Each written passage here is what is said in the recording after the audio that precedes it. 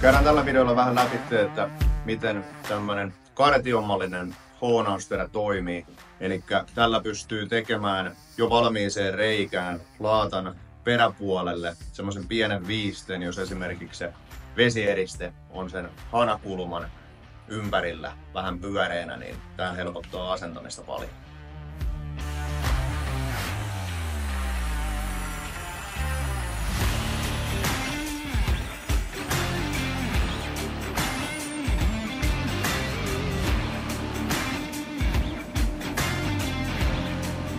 Yes.